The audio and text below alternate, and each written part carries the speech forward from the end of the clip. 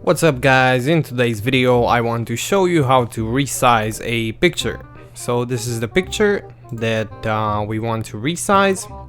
The first thing that you have to do is cover your mouse over the picture and right click on it, then go to properties, and as you can see this is the size of the picture.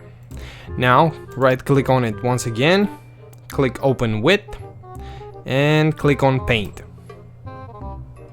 Then at the top you have this option resize, so click on resize, then select pixels.